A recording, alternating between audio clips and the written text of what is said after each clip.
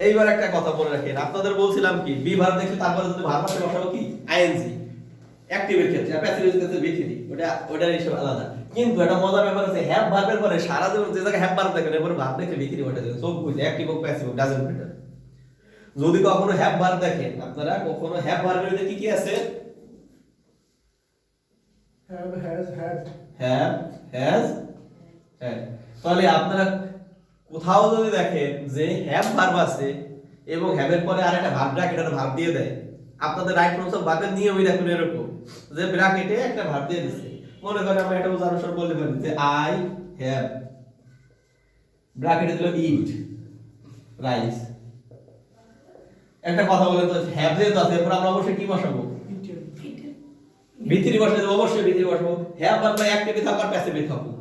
আপনার কিন্তু বি ভার্বের দিকে একটা প্যাস আছে, বি ভার্ব কি অ্যাক্টিভে থাকলে হচ্ছে আইএনজি আর প্যাসিভে থাকলে হবে ভিতরি। কিন্তু হ্যাভ ভার্ব আপনার অ্যাক্টিভে থাকুক আর প্যাসিভে থাকুক, দুনিয়ার যে জায়গায় থাক হ্যাভ ভার্বের পরে বসাই দিবেন কি ভিতরি বসাই দিবেন। সুতরাং আমাদের জন্য তাহলে সহজ হয়ে গেল। যদি আমরা দেখেন, আমরা যদি বলতে যাই যে প্রেজেন্ট ইনডিফিনিট, প্রেজেন্ট পারফেক্ট যদি বলি তাহলে কি হবে, সাবজেক্ট প্লাস হ্যাভ অথবা হ্যাজ হবে। কেন হ্যাভ অথবা হ্যাজ হবে? কারণ সাবজেক্ট আমরা যার পরে ইজ বসাইছিলাম, মনে আছে না, যার পরে আমরা ইজ বসাইছিলাম ভার্বের সাথে এস বেস যুক্ত করছিলাম, কার পরে আই উই ব্যতীত যত থার্ড পারসন সিঙ্গুলার আছে তারপরে আমরা কি বসাইছিলাম, ভার্বের সাথে এস বেস যুক্ত করতেছিলাম, আর কন্টিনিউয়াসলি আমরা ইজ বসাইছিলাম। আমরা সিঙ্গুলার হইলে তার আর বসাইতে পারবো না। যেমন ইউ ইজ না ইউ আর, ইউ আর কেন, কারণ ইউ কিন্তু সেকেন্ড পারসন। আচ্ছা রহিম ইজ না রহিম আর, কিন্তু রহিম এন্ড করিম যদি বলি আর, ব্যাপারটা বুঝছেন? তাহলে আমি যার ক্ষেত্রে ইজ বসাইছিলাম তার ক্ষেত্রে আমরা হ্যাজ বসাবো, যার ক্ষেত্রে ইজ বসাইছিলাম তার ক্ষেত্রে কি বসাবো আমরা। আপনাদের জন্য আরো মনে রাখার জন্য সহজ করে দেই, দেখেন ইজের শেষে এস আছে, হ্যাজের শেষে এস আছে, আছে না? ইজের শেষেও কি আছে, এস আছে, আপনার হ্যাজের শেষেও এস আছে, এবং দেখেন মজার ব্যাপার ওয়াজের শেষেও দেখেন এস আছে, ওয়াজের শেষেও কি আছে, এস আছে, কিন্তু ওয়াজের শেষে কি এস আছে নাই। তোমরা দেখেন আপনাদের মনে রাখার সাথে বললাম, যদি এটা কোনো রুল না তাহলে আমি ফান করে বললাম মনে রাখার ক্ষেত্রে, যে যখন আমরা সাবজেক্ট থার্ড পারসন সিঙ্গুলার হয়ে যাবে তারপরে যে ভার্বটা বসে তার সাথে কি থাকবে, এস থাকবে। যেমন আমরা প্রেজেন্ট ইনডিফিনিট টেন্সে ভার্বের সাথে এস বেস যুক্ত করছিলাম, কন্টিনিউয়াস টেন্সে ইজ বসাইলাম, ওর সাথে এস আছে, পাস্ট কন্টিনিউয়াসে কি বসাইলাম, ওয়াজ বসাইলাম, ওটার সাথেও কি আছে, এস আছে। আবার পারফেক্ট টেন্সে আমরা হ্যাভ না বসাই হ্যাজ বসাইলাম, কেন, কারণ ওটার সাথে এস আছে। তাহলে এস যুক্ত ভার্ব বলে আমরা কি বলবো, সিঙ্গুলার ভার্ব। বুঝতে পারছেন? সিঙ্গুলার ভার্ব কার আগে কার পরে বসবে, সিঙ্গুলার সাবজেক্টের পরে বসবে, আর বাকি যে সাবজেক্টগুলো আছে সেগুলো হয়ে যাবে কি প্লুরাল। মনে করেন যে বাংলা পৃথিবীতে সাবজেক্ট দেখবেন কি যে থার্ড পারসন সিঙ্গুলার নাম্বারে আমরা বেশি ব্যবহার করি, কারণ আই উই ইউ ব্যতীত সবই কি থার্ড পারসন। এবার থার্ড পারসনের ভিতরে আরেকটা আমি আবারও বলে দিই, আগে বলছি যে এটার ভিতরে আমার দুইটা ভাগ আছে, একটা থার্ড পারসন সিঙ্গুলার, এটা হচ্ছে প্লুরাল। সিঙ্গুলার প্লুরাল কি আপনি বুঝবো, এক বুঝাইলি সিঙ্গুলার, আর একের বেশি বুঝাইলি কি, বাংলায় ভেজাল আছে, বাংলায় ভেজাল কি এক বছর দুই বছর বহু বছর, আর ইংরেজিতে ভেজাল নাই, এক বছর বহু বছর। সুতরাং একের অধিক বসাই বুঝলি কি সেটা প্লুরাল হয়ে যাবে।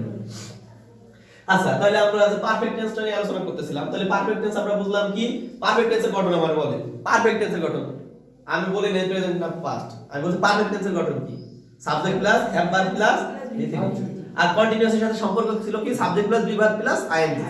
আপনারা এই দুটো জিনিস অবশ্যই লিখে রাখবেন, যে কন্টিনিউয়াস কি subject plus be verb plus ING, আর পারফেক্ট হচ্ছে কি subject plus have verb plus V three. তারপরে কোন পারফেক্ট আছে সেটা আমরা পরে দেখব। পাস্টে গেলে কি বসাবো আমরা, হ্যাভ ভার্বের জায়গায় কি বসাবো আমরা, ওই জায়গায় হ্যাড বসাবো পাস্টে গেলে। আর ফিউচারে গেলে শ্যাল হ্যাজ কি আমরা বসাইতে পারবো। আচ্ছা এই যে একটা মজার ব্যাপার চলে এসে দেখেন, শ্যাল পরে কি আমরা হ্যাভ বসাবো নাকি হ্যাজ বসাবো, শ্যাল হ্যাভ। কেন হ্যাজ বসাইলাম না আমরা, না আমরা বলছিলাম না যে shall will can could may might এগুলো মডেল অক্সিলারি, এরপরে বেস ফর্ম বসবে, এরপরে কি বসবে বেস ফর্ম। তাহলে হ্যাভ ভার্বের বেস কি আমরা বলছিলাম না, হ্যাভ, হ্যাজ, হ্যাড, কিন্তু এর বেস কি, এগুলো কি ভার্ব, হ্যাভ ভার্ব না। যেমন আমরা শ্যালের পরে কি আমরা অ্যামিজার বসাইতে পারছিলাম, বসাইছিলাম কি বি, কেন বি বসাইছিলাম, কারণ অ্যামিজারের বেস কি ছিল, তাহলে হ্যাভ হ্যাজ হ্যাড এর বেস কি হ্যাভ। সুতরাং আমরা কি চাইলেই জীবনে can could may might shall should will would এরপরে কি আমরা চাইলেই কখনো হ্যাজ বসাইতে পারবো না, তখন আমাদের কি বসাইতে হবে, হ্যাভ বসাইতে হবে। কেন হ্যাভ বসাবো আমরা, কারণ এটাই হচ্ছে বেস ফর্ম, এইটাই হচ্ছে বেস ফর্ম। তাহলে দেখেন আমরা যখন এই পারফেক্ট টেন্স আর প্রেজেন্ট পারফেক্ট বললাম তখন সাবজেক্ট প্লাস হ্যাভ অথবা হ্যাজ প্লাস ভিথিরি, আর পাস্টে বললে subject plus had plus V three. আর যদি ফিউচারে বলি তাহলে সাবজেক্ট প্লাস শ্যাল হ্যাভ বা উইল হ্যাভ তারপরে হচ্ছে ভিথিরি। মনে করেন আমি বললাম এই জায়গা আছে রহিম, তারপরে বললাম আচ্ছা রহিমের পর তার শ্যাল বসাবো, রহিমের পর বসাবো কি শ্যাল না উইল? নাম উইল। রাম যদি রহিম তাহলে উইল বসাবো না আমরা, আইতো না। আচ্ছা রহিম উইল, আচ্ছা দেখেন রহিম উইল হ্যাভ অথবা হ্যাজ ইটেন রাইস। দেখেন তো রহিম আছে কোন সাবজেক্ট আছে কোন ফর্মে? থার্ড পারসন আছে না, সাবজেক্ট থার্ড পারসন আছে না। আচ্ছা থার্ড পারসনের পরে আমরা সাধারণত বসাইতাম কি হ্যাজ বসাইতাম না? সাধারণত কি বসাইতাম আমরা? হ্যাজ বসাইতাম। আচ্ছা হ্যাড পর হ্যাড দিয়ে দিলাম হ্যাজ, এবারে তো হ্যাজ। রহিমের পরে কিন্তু আমরা হ্যাজ বসাইতাম। রহিমের একটা কলম আছে, রহিম হ্যাভ এ পেন না Rahim has a pen? Rahim has a pen, কিন্তু রহিম উইল হ্যাভ ইটেন নাকি হ্যাজ ইটেন? দেখেন আবার বলতেন রহিম উইল হ্যাভ ইটেন না Rahim will has eaten? Have হবে। হ্যাভ হবে। এই জায়গায় রহিম কিন্তু থার্ড পারসন সিঙ্গুলার নাম্বার, তারপর আমরা হ্যাজ না বসাই হ্যাড বসাই হ্যাভ বসাইলাম কেন? বেস হবে। কারণ হচ্ছে আমাদের উইলটা মডেল অক্সিলারি, এরপর আমাদের বেস ফর্ম বসাতে হবে। আমাদের তখন ধর্তব্য রহিম না, তখন আমাদের ধর্তব্য হচ্ছে কি এই জায়গায় আমাদের মডেল অক্সিলারি আছে, এরপরে আমরা বেস ফর্ম বসাবো। এই ব্যাপারটা কিন্তু আপনাদের পাজল হয়ে যেতে পারে যে রহিম যেহেতু আসলে মানে হ্যাজ বসবে, এটা হতে পারে না যে এটা আপনাদের রাইট ফর্মসে বারবার একটা রুল আমি বলে দিলাম। আর প্রশ্নগুলো সাধারণত এইভাবে প্যাচ দিয়ে করে, যে মনে করেন আপনার সাবজেক্ট দিল রহিম, আপনি তো বুঝতে পারবেন যে রহিম যেহেতু আছে হ্যাজ বসবে, কিন্তু আসলে কি কথা কি এই জায়গায় হ্যাজ বসাতে পারলাম আমরা? পারলাম না, কারণ এই জায়গায় একটা শব্দ চলে আসে উইল। উইলের পরে তার আমরা হ্যাজ বসাতে পারবো না, হ্যাভ বসাবো। সম্পর্ক আছে উইলের সাথে। হ্যাঁ সম্পর্ক আছে উইলের সাথে। কিন্তু আমাদের অন্যান্য ভার্ব আবার মডেল অক্সিলারি না থাকতো, তখন কিন্তু আমরা রহিমের পরে আবার আমরা মনে করেন বললাম যে রহিম হ্যাজ এ পেন, আমরা বলি না যে I have a pen? Rahim তাহলে হ্যাভ এ পেন না has a pen? Rahim has a pen. কিন্তু এখানে যদি আবার মডেল অক্সিলারি একটা চলে গেছে, এখানে যদি এটা মডেল অক্সিলারি আসে তাহলে কিন্তু আর কি হবে না, হ্যাজ হবে। তখন কি হয়ে যাবে? হ্যাভ হয়ে যাবে। এটা কিন্তু খেয়াল রাখবেন আপনারা, ঠিক আছে? তাহলে আমরা আবার আমাদের হিসাব ফিরে আসি, আমাদের আলোচনায় ফিরে আসি। তাহলে আমরা যে পারফেক্ট টেন্সটা যে আলোচনা করলাম, তাহলে আমাদের কিন্তু আমরা কি প্রেজেন্ট পারফেক্ট পাস্ট পারফেক্ট মনে রাখবো নাকি পারফেক্ট টেন্স মনে রাখবো? শুধু পারফেক্ট মনে রাখবো। দেখেন আপনাদের কিন্তু অটোমেটিক ওয়ার্ড টেন্স শেষ হয়ে গেছে। এত তাড়াতাড়ি ওয়ার্ড টেন্স শেষ হয়ে যেত যদি আমি আলাদা আলাদা আলোচনা করতাম, বরং প্যাচ লাগিয়ে যেত না মাথায়।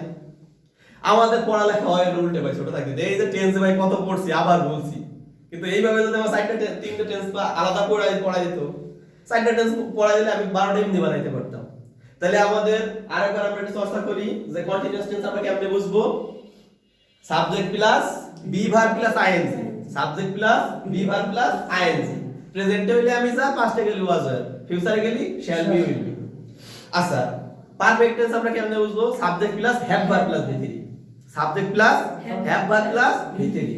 প্রেজেন্টে হইলে হ্যাভ হ্যাজ, পাস্টে গেলে হ্যাভ, আর ফিউচারে গেলে শ্যাল হ্যাজ নাকি shall have? Shall have. Shall has কি আমরা বসাতে পারবো? পারবো না। আচ্ছা এবার আমাদের আরেকটা টেন্স আছে পারফেক্ট কন্টিনিউয়াস, নাকি? শুধু এর সাথে ভার্বের আগে করতে হবে। আমরা এবার আলোচনা করব কি নিয়ে? পারফেক্ট পারফেক্ট কন্টিনিউয়াস নিয়ে। কোন পারফেক্ট কন্টিনিউয়াস? যে কোনো পারফেক্ট কন্টিনিউয়াস।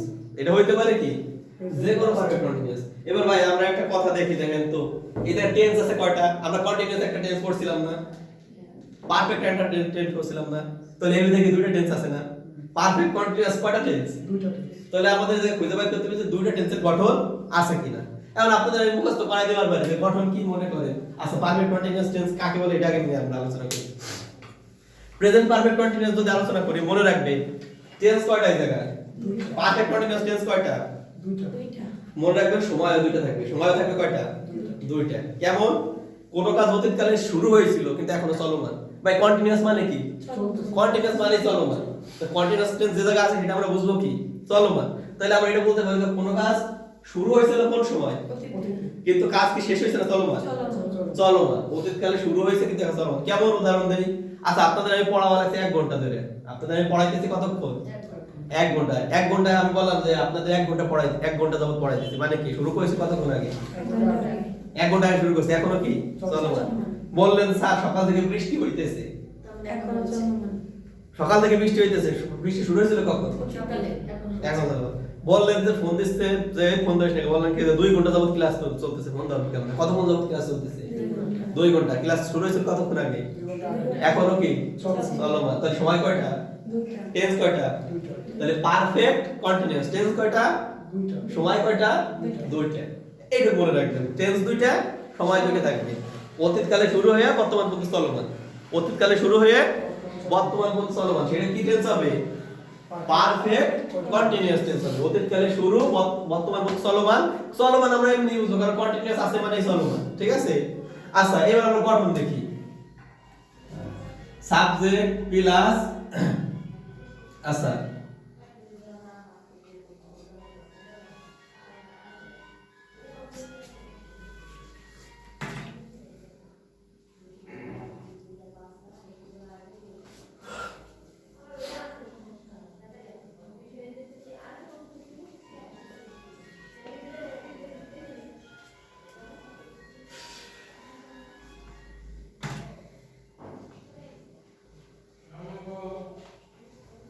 দেখেন ব্যাপারটা খেয়াল করেন আমি আপনাদের আরো সহজ করে দেব আমি জাস্ট আগে গঠনটা লিখে দিলাম সাবজেক্ট প্লাস হ্যাভ ভার্ব আসবে পারফেক্ট টেন্স না ভাই পারফেক্ট টেন্স কি হ্যাভ ছাড়া কখনো গঠন করা সম্ভব হ্যাভ ভার্ব ছাড়া কি আমরা এতক্ষণ বুঝছি কি আমরা কিন্তু দুইটা জিনিস এতক্ষণ আমরা ক্লিয়ার যে কন্টিনিউয়াস টেন্স করার জন্য অবশ্যই বি ভার্ব বানানো লাগবে আর পারফেক্ট টেন্স গঠন করার জন্য কোন ভার্ব বানানো লাগবে হ্যাভ বানানো লাগবে এর ভিতরে কারো কোনো সন্দেহ আছে না দেখেন তাহলে আমরা পারফেক্ট টেন্স কি সাবজেক্ট প্লাস হ্যাভ ভার্ব কি আনবো না আচ্ছা কন্টিনিউয়াস করার জন্য আমরা কি বি ভার্ব আনবো না আর বি ভার্বের পরে কি বসে আইএনজি তাই দেখেন তাহলে কি বি ভার্ব প্লাস আইএনজি লিখছি বি ভার্ব প্লাস আইএনজি লিখছি না আবার সাবজেক্ট প্লাস কি হ্যাভ ভার্ব লিখছি না আমরা গঠন তাহলে আমাদের যে কোনো গঠন যেটা যে কোনো পারফেক্ট আমার গঠন মানে যে কোনো পারফেক্ট কন্টিনিউয়াস গঠন হবে কি সাবজেক্ট প্লাস হ্যাভ ভার্ব তারপর হবে কি বিন প্লাস আইএনজি আচ্ছা ভাই এটা যদি মনে করেন প্রেজেন্টে যে সাবজেক্ট যদি থার্ড পারসন সিঙ্গুলার নাম্বার থাকে তাহলে কি আমরা হ্যাভ বসাবো না হ্যাজ বসাবো সাবজেক্ট যদি থার্ড পারসন সিঙ্গুলার নাম্বার বসে তাহলে মনে করেন রহিম হ্যাভ না রহিম হ্যাজ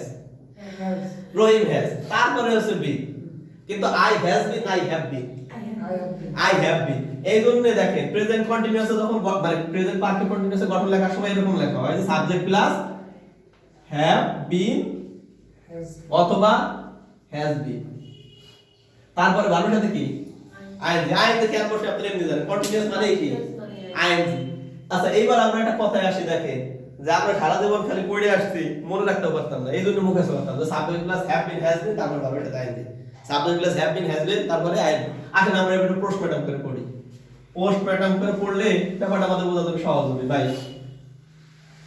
আমরা টেন্স পাইছি কয়টা পারফেক্ট কন্টিনিউয়াস তাহলে আমরা পারফেক্ট টেন্সের গঠন লিখব সাবজেক্ট প্লাস হ্যাভ অথবা হ্যাজ অথবা মনে করে দিলাম হেড এর বাইরে তো কিছু নাই পারফেক্ট টেন্স এর বাইরে কিছু আছে প্লাস হবে কি বলেন তো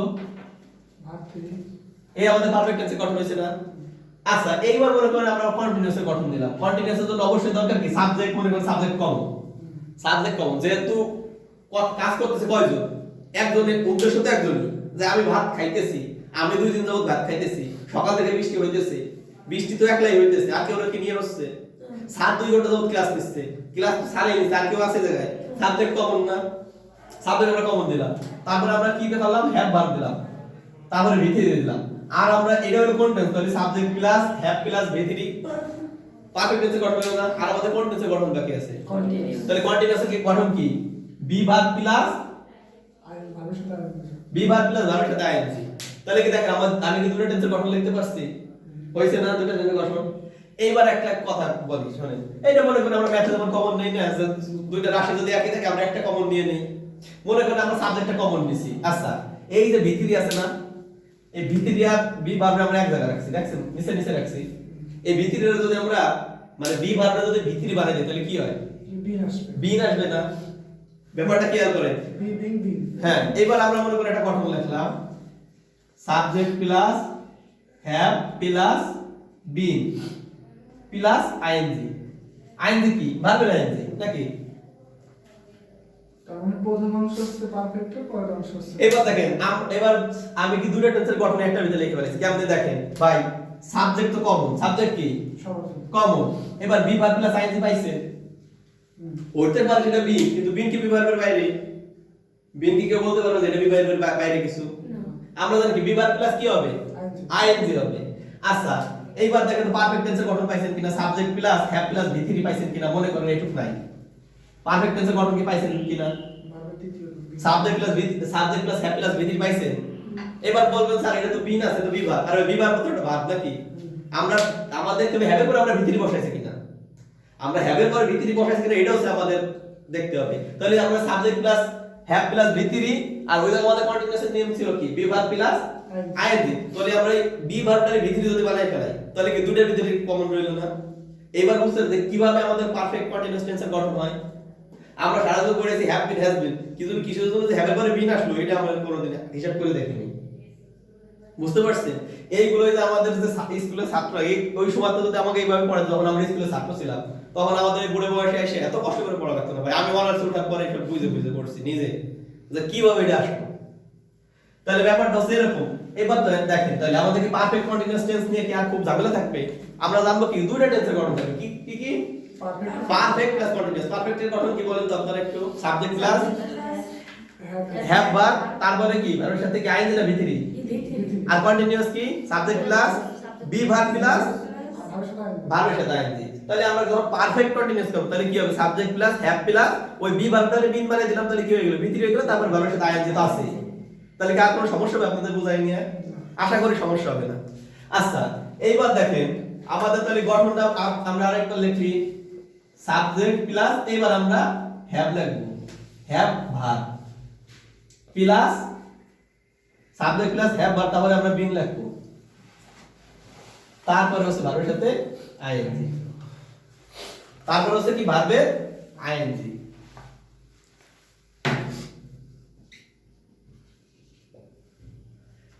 এবার কি আপনাদের কাছে ক্লিয়ার হলো প্রেজেন্ট পারফেক্ট কন্টিনিউয়াস টেন্স মানে পারফেক্ট কন্টিনিউয়াস টেন্সটা ক্লিয়ার হলো নাকি? কি সাবজেক্ট প্লাস হ্যাভ ভার্ব, তারপর হচ্ছে কি একটা বিন আসবে। এজন্য আপনারা হ্যাভ বিন পড়ে হ্যাজ বিন পড়ে হ্যাড বিন পড়ে যখন আপনারা নিজেরা বানাই নেবেন যে আমি হ্যাভ বিন দিব নাকি হ্যাজ বিন দিব নাকি হ্যাড বিন দিব নাকি শ্যাল হ্যাভ বিন দিব। ফিউচারে এগুলো কি হয়ে যাবে বলেন তো? শ্যাল হ্যাভ বিন। আমরা কি শ্যাল হ্যাজ বিন করতে পারবো? কেন পারবো না? কারণ মডেল অক্সিলারি চলে আসে, আমরা চাইলে আর এখানে হ্যাভ রে আর কি হ্যাজ বানাইতে পারতেছি না।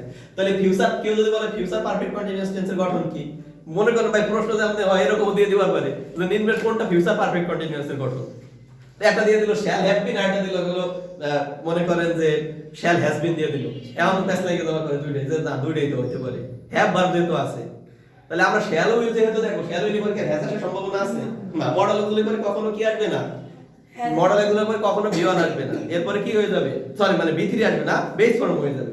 মডেল এগুলোর পরে কখনোই কি আসতে পারবে না?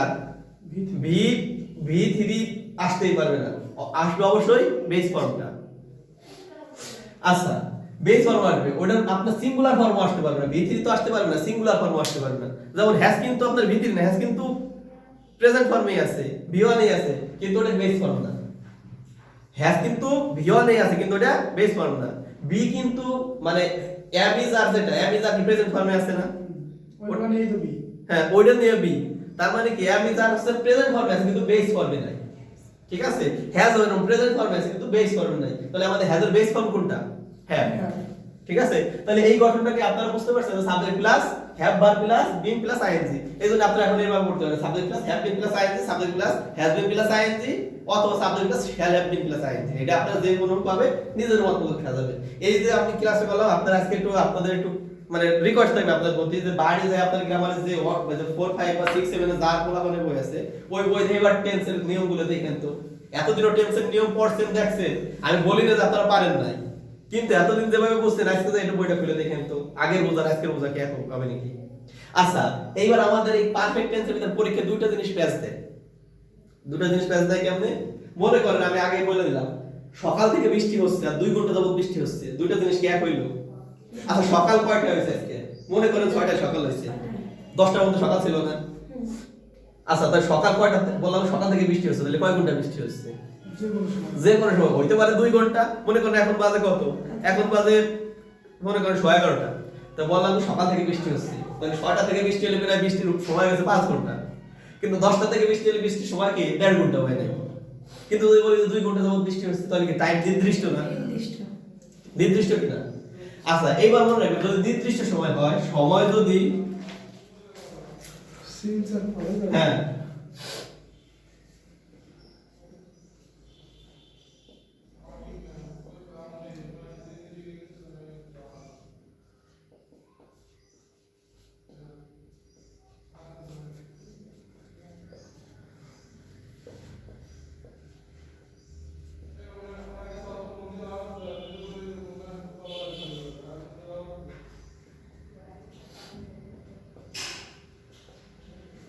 এটা মনে রাখবেন সময় যদি নির্দিষ্ট হয় তাহলে হবে কি for.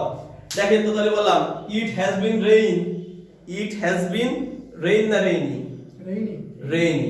It has been raining dash morning, তাহলে কি ফর মর্নিং না সিন্স মর্নিং? সকাল থেকে হচ্ছে তবে নির্দিষ্ট করা নাই সিন্স সিন্স মর্নিং। আর যদি বলি ইট হ্যাজ বিন রেইনিং, আচ্ছা ইট has been raining dash 2 hours, for for 2 hours, ঠিক আছে? অথবা আমরা বললাম যে ইট has been raining dash 10 am, তখন কি আমরা ফর 10 am দেব না সিন্স 10 am দেব? তখন কিন্তু আমরা সিন্স 10 am দেয়া লাগবে, ঠিক আছে? কারণ ওদের সময় তো 2 ঘন্টা না 3 ঘন্টা সেটা বলে নাই। কেন বলে নাই? কারণ সকাল 10টা থেকে বৃষ্টি হচ্ছে, এখন যে কয়টা সেটা তো আর বলে নাই। নির্দিষ্ট করে বলেন না। মনে করলে যে বললেন যে সকাল থেকে বৃষ্টি হচ্ছে, বললেন সকাল 10টা থেকে বৃষ্টি হচ্ছে, কিন্তু এখন কয়টা বাজে তা তো আর বলেন নাই। সুতরাং এটাকে সিন্সি দিতে হবে। কিন্তু 2 ঘন্টা যাবত বৃষ্টি হচ্ছে মানে কি সে ভাই যে সময় হোক সময়টা একটা মাপা নাকি? সুতরাং দেখেন আমি দুটো উদাহরণ দিয়ে আপনাদের দেখাই যে একটু। মনে করেন বলেন যে আমি পড়তেছি আই হ্যাভ বিন রিডিং। আচ্ছা আমি পড়তেছি I have been reading dash morning, since মানে তাহলে কি হবে? I have been reading since. কিন্তু যদি বলতাম যে I have been reading dash 2 hours, তখন কি হবে? সিন্স 2 আওয়ার্স না ফর 2 আওয়ার্স? For 2 hours. তাহলে কি আমি বুঝাতে পারলাম? আচ্ছা এই 12টা টেন্স বোঝায় কি কারো কোনো সমস্যা আছে আর? শুধুমাত্র আমার যে এক্সটেনশন অবজেক্ট আবার একটু ধরে আচ্ছা আরেকবার ধরে দেব, সমস্যা নেই। তাহলে আপনারা আমি যেটা যদি আমরা সাম আপ করতে চাই তাহলে আমরা এইটা বলতে পারবো যে আরেকটা কথা আপনাদের পাস্ট পারফেক্ট কন্টিনিউয়াস তো বলিনি। পাস্ট পারফেক্ট কন্টিনিউয়াস টেন্স কাকে বলে? যে অতীতকালে একটা কাজ শুরু হয়ে নির্দিষ্ট সময় পর্যন্ত চলতেছিল। অতীতকালে একটা কাজ শুরু হয়ে আরেকটা সময় পর্যন্ত চলতেছিল। আবার বোঝেন অতীতকালে একটা সময় কাজ শুরু হয়ে আরেকটা সময় পর্যন্ত চলতেছিল। যেমন বলেন স্যার কালকে সকাল 10টা থেকে বিকেল 4টা পর্যন্ত বৃষ্টি হইতেছিল, বৃষ্টি কি এখন আছে? কালকে সময় কিন্তু কয়টা বলছি? অতীতে শুরু হয়ে অতীতেই শেষ অতীতেই শেষ, কিন্তু সময় থাকবে দুইটা। আমাদের প্রেজেন্ট পারফেক্ট কন্টিনিউয়াস মানে কি? মানে পারফেক্ট কন্টিনিউয়াস মানে সময় থাকবে দুইটা। টেন্স কয়টা? দুইটা। সময় থাকবে কয়টা? দুইটা। বললেন স্যার কালকে তো আবহাওয়া বার্তা দেখলাম কালকে সকাল 10টা থেকে 4টা পর্যন্ত বৃষ্টি হইতে থাকবে, তাহলে সময় কয়টা? দুইটা দুইটা। বুঝছেন ব্যাপারটা? তাহলে কিভাবে প্রেজেন্ট পারফেক্ট কন্টিনিউয়াস হয়, কিভাবে কিভাবে পাস্ট পারফেক্ট কন্টিনিউয়াস হয়, আর কিভাবে ফিউচার পারফেক্ট কন্টিনিউয়াস হয়। সময় কিন্তু দুইটাই থাকবে। অতীতকালে কোনো কাজ একটা সময় শুরু হয়ে আরেকটা কাজ সময় পর্যন্ত চলতেছিল, পাস্ট পারফেক্ট কন্টিনিউয়াস। ভবিষ্যতে একটা কাজ শুরু হয়ে পৃথিবীর সবচেয়ে মানে একেবারে অকাজের জিনিস হচ্ছে ফিউচার পারফেক্ট কন্টিনিউয়াস। জীবন কয়বার ব্যবহার করছেন কোন তো? কে ব্যবহার করছেন? স্যার কালকে হচ্ছে সকাল 4টা থেকে 8টা পর্যন্ত আমি খাইতে থাকবো, এরকম আমরা বলি। সাধারণত বলি কালকে সকালে এই সময় আমি ব্যস্ত থাকবো, এরকম আমি বলি। অনেক গ্রামারে আমরা মনে করি টেন্স হচ্ছে দুইটা, প্রেজেন্ট আর পাস্ট। ফিউচার বলে কোনো টেন্স নাই, ফিউচারে সব কাজে প্রেজেন্ট বলে দেওয়া যায়। আধুনিক গ্রামারে আমরা এরকমই বলতেছে যে টেন্স হবে হলো দুইটা, তিনটা না। কিন্তু আমাদের দেশে আসতে হয় তার 50 বছর লাগবে। তাহলে আমরা এটা বুঝলাম যে আর হচ্ছে কি আরেকটা কথা বলছিলাম কি যে আপনাদের পারফেক্ট টেন্স যেটা হচ্ছে আমরা প্রেজেন্ট পারফেক্ট বলছিলাম, পাস্ট পারফেক্ট কাকে বলে বলিনি। পাস্ট পারফেক্ট টেন্স তাহলে আমরা বুঝবো কেমনে? পারফেক্ট টেন্স তো মনে আছে, পারফেক্ট টেন্স কি? যে একটা কাজ শেষ কিন্তু তার ফলাফল এখন বিদ্যমান। তাহলে অতীতকালে একটা কাজ শেষ হয়ে তার ফলাফল কিন্তু বিদ্যমান ছিল, বোঝাতে কি হবে? পাস্ট পারফেক্ট টেন্স হবে। এখন মজার ব্যাপার হচ্ছে এরকম আমাদের কোনো সংজ্ঞা লাগে না, আমাদের জাস্ট ওই গঠনের ব্যবহারটাই কাজে লাগে, বুঝতে পারছেন? এই জন্য আমাদের এই সংজ্ঞা নিয়ে মাথা ব্যথা করে দরকার নেই। আচ্ছা এবার আপনি বলেন অবজেক্ট আর এক্সটেনশন নিয়ে কথা বলছেন।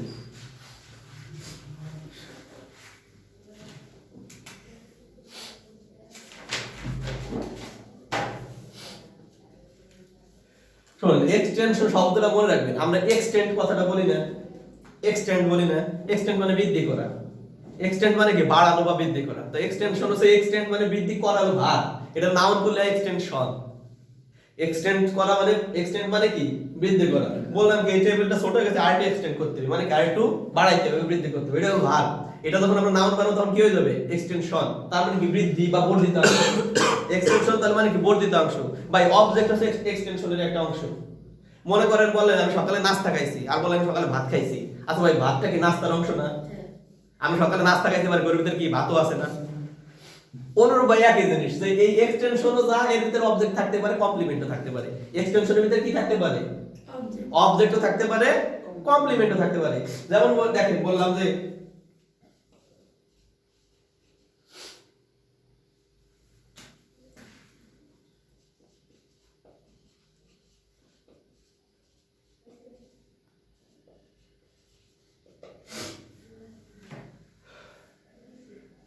দেখেন বললাম হানি টেস্ট সুইট, মধুর স্বাদ মিষ্টি। আচ্ছা মধুর স্বাদ কি না কেমন? দেখেন তো মধুর স্বাদ কি বললে মিষ্টি আসবে না, মধুর স্বাদ কেমন বললে মিষ্টি আসবে? কেমন? টেস্ট মানে মনে করেন সাথে টেস্টটা ভার, মানে টেস্ট বলতে এটা বোঝাচ্ছে যখন মধু খাওয়া হয়, তার মধু যখন খাওয়া হয় তখন স্বাদ কি মিষ্টি নাকি কেমন? এই মিষ্টিকে কি দিয়ে প্রশ্ন করলে আসবে না কেমন দিয়ে প্রশ্ন করলে আসবে? দেখেন তো কেমন? কেমন? তাহলে কি আমরা এই সুইটটাকে আমরা কোনোভাবে আর অবজেক্ট বলতে পারবো না? এটা কি অবজেক্ট না? কারণ অবজেক্ট হচ্ছে কি বা কাকে দ্বারা প্রশ্ন করলে অবজেক্ট আসবে। যেমন আমি বললাম যে মনে করেন বললাম আই ইট হানি, আমি কি খাই? মধু খাই। মধু খাই না? আমি কি খাই? মধু খাই। দেখেন মধু এটা নাম না ভাই। হ্যাঁ। আমরা বলছিলাম কি একটা সেন্টেন্সের অবজেক্ট হইলে তার কি হইতে হবে? হয়তো নাউন হইতে হবে আর নয় প্রোনাউন হইতে হবে। দেখেন এই জায়গায় হানি কিন্তু নাউন আছে, সুতরাং আমি কি খাই? মধু খাই। মধু খাই। আচ্ছা তার মানে কি কি দ্বারা প্রশ্ন করলে উত্তর চলে আসে না? কিন্তু দেখ বললাম যে মধুর স্বাদ কি, আর কোন উত্তর আছে? মধুর স্বাদ কি মিষ্টি না? মধুর স্বাদ কেমন? মধুর স্বাদ কেমন হচ্ছে মিষ্টি, কি কিন্তু মিষ্টি না। সুতরাং এটা যেহেতু আপনার নাউন বা প্রোনাউন না, সুতরাং এটা আমাদের কি না অবজেক্টও না। এক্সটেনশন। এইটা হচ্ছে এক্সটেনশন। এই যে এক্সটেনশন কি দুটো জিনিস হতে পারে ভাই, হইতে পারে এক্সটেনশন হইতে পারে অবজেক্ট অথবা কমপ্লিমেন্ট। কমপ্লিমেন্ট কি আমি ছোট করে বলতে পারি, কমপ্লিট মানে কি শেষ। শেষ বা সম্পূর্ণ করা। কমপ্লিট মানে শেষ না সম্পূর্ণ করা। যদিও আমাদের তত্ত্ব কাছাকাছি, কিন্তু শেষ আর সম্পূর্ণের ভিতরে তফাৎ আছে, বুঝতে পারছেন? যেমন আপনি শেষ করছেন কি, আপনি খায়া শেষ করছেন, কিন্তু আপনি কাজ শেষ করেন না, কাজ সম্পূর্ণ করছেন। অর্থ কিন্তু কাছাকাছি, কিন্তু এটা ভাবার্থ কিন্তু আলাদা হয়। সুতরাং কমপ্লিমেন্ট মানে কি যে কাজটা সম্পূর্ণ করবে। দেখেন হানি টেস্ট মধুর স্বাদ, এই কমপ্লিমেন্ট না বসানো পর্যন্ত কি আপনি এটার উত্তর পাই মানে বাক্য সম্পূর্ণ হয়েছে? আমরা দেখেন বাংলায় পড়ছি যে বাক্যের তিনটা গুণ আছে, যোগ্যতা আকাঙ্ক্ষা আসক্তি। যোগ্যতা আকাঙ্ক্ষা আসক্তি। তাই যদি আমরা দেখেন সুইটটা যদি আমরা অমিট করে দেই, সুইটটা যদি বাদ দেই, হানি টেস্ট মধুর স্বাদ, আপনি কি দেখেন ওইটা ছাড়া কি এই সেন্টেন্সের কোনো অর্থ পাচ্ছেন না। সুতরাং এইটা হচ্ছে আমাদের কমপ্লিট যেহেতু বললেন, নাম হচ্ছে কি কমপ্লিমেন্ট। কমপ্লিমেন্ট সাধারণত অ্যাডজেক্টিভ হয়। কমপ্লিমেন্ট সাধারণত কি হয়? অ্যাডজেক্টিভ হয় অথবা অ্যাডভার্ব হইতে পারে। আচ্ছা দেখেন তো আই ইট, ভাই আমি হানি মুছে দিলাম, আমি খাই, আমাদের কি অর্থ প্রকাশ পেয়ে গেছে না? আই ইট আমি খাই। আচ্ছা মনে করেন আই গো, আমি খাই। আই গো কোথায় যাই কি যাই ভাই এটা বলবো না। আই গো আমাদের মনের অর্থ প্রকাশ পাইছে কিনা? আমি যাই। কিন্তু ভাই আই টেস্ট আমি স্বাদ গ্রহণ করি, বা আই মানে কি হানি টেস্ট মধুর স্বাদ, কি কমপ্লিমেন্ট না হলে কি এটা অর্থপূর্ণতা পাইছে? সুতরাং কি আমাদের এই যে এইটাও কিন্তু একটা এক্সটেনশন ভাই, কমপ্লিমেন্টও কি ওয়ান কাইন্ড অফ এক্সটেনশন। আমরা এক্সটেনশন বলছি এই জন্যই যে আমি সকালে নাস্তা খাইছি, যে উদাহরণটা দিলাম, এই নাস্তা খাইতে ভিতরে ভাতও চলে আসতে পারে, রুটিও চলে আসতে পারে। কিন্তু আমি সকালে রুটি খাইছি, এর ভিতরে বললে কি আর ভাত আসার সম্ভাবনা আছে? হ্যাঁ আমরা যেমন ওই যে বলছিলাম যে যদি বলি যে subject plus verb plus object, object বলি এর ভিতরে কি আর আপনার এই যে কমপ্লিমেন্ট আসার সম্ভাবনা আছে? কিন্তু যদি আমরা এক্সটেনশন বলি তার ভিতরে কিন্তু কি থাকবে, অবজেক্টও থাকতে পারে, কমপ্লিমেন্টও থাকতে পারে। আশা করি আপনার প্রশ্নের উত্তর পাইছেন। এই যে অবজেক্ট হলো হু অথবা হুম দ্বারা বসে। হ্যাঁ সাবজেক্টকে ভার্বকে হু এবং হুম দ্বারা প্রশ্ন করতে হবে। আর বাংলায় যদি আমরা বলি কি হবে? কে এবং কাকে। ভাই হু না কি বলছি, এবং কে? এটা হলো হট এবং হুম। Hot এবং হট এবং হুম। হট। আর যদি আরেকটু বলি আপনাদের জ্ঞাতার্থে একটু বলে রাখি যে আবার এই অবজেক্ট দুই প্রকার, একটা হলো ডিরেক্ট অবজেক্ট, একটা হলো ইনডিরেক্ট অবজেক্ট। ইনডিরেক্ট অবজেক্ট মানে হচ্ছে যখন বস্তু বুঝাবে তখন হচ্ছে ডিরেক্ট অবজেক্ট, বস্তু বুঝাইলে ডিরেক্ট আর ব্যক্তি বুঝাইলে ইনডিরেক্ট। তাহলে এই রহিম কিলস করিম, রহিম কাকে মানে? করি। তার মানে কাকে, আপনি একটা জিনিস খেয়াল করেন ভাই, কাকে দ্বারা প্রশ্ন করলে সব সময় আসবে কিন্তু ব্যক্তি, আর কি দ্বারা প্রশ্ন করলে সব সময় আসবে কি বস্তু। বস্তু। তার মানে কি দিয়ে প্রশ্ন করলে পাওয়া যায় ডিরেক্ট অবজেক্ট, আর কাকে দ্বারা প্রশ্ন করলে পারে পাওয়া ইনডিরেক্ট। প্রথম প্রথম আমার একটু ব্যাস লাগতো, মনে হতো কি মানুষ মনে ডিরেক্ট আর বস্তু মনে হয় কি ইনডিরেক্ট, কিন্তু কথা এই কিন্তু উল্টে, বস্তু হবে ডিরেক্ট আর মানুষ হবে কি ইনডিরেক্ট। আপনি কি দ্বারা প্রশ্ন করে জীবনে মানুষ পাবেন না, কিন্তু কাকে দ্বারা প্রশ্ন করে কিন্তু আপনি মানুষ পাবেন। এই জন্য হট আর হুম, হট দ্বারা প্রশ্ন করলে আমরা পাবো ডিরেক্ট অবজেক্ট, হুম দ্বারা প্রশ্ন করলে পাবো ইনডিরেক্ট অবজেক্ট। এটা নট অনলি ইংলিশের ক্ষেত্রে, বাংলার ক্ষেত্রে আপনি যখন অবজেক্ট বা কর্ম যখন আপনি বাইর করবেন, আপনার তো বাংলাও পড়া লাগবে, কারক যখন পড়বেন কারক বিভক্তি পড়া লাগবে না, কারক যখন পড়বেন তখন যে কর্মকারক নাকি কর্তৃকারক না করণ কারক না অধিকরণ কারক না সম্প্রদান কারক, এটা বোঝার জন্য তো আপনার কারক বোঝা লাগবে। সুতরাং ওই জায়গায় আপনি ভাববেন বা ক্রিয়ারে যদি কি এবং কাকে দ্বারা প্রশ্ন করেন কি পাবেন, কর্ম পাবেন। কর্ম আর ক্রিয়া কিন্তু আলাদা, আবার বলি কর্ম মানে কিন্তু কাজ না, কর্ম মানে কি যাকে আশ্রয় করে কাজ সম্পন্ন হয়, তখন আপনি এই জায়গায় পাবেন কি অবজেক্ট বা কর্ম। ক্লিয়ার? ঠিক আছে, তাহলে আজকে পর্যন্ত রাখা যাক।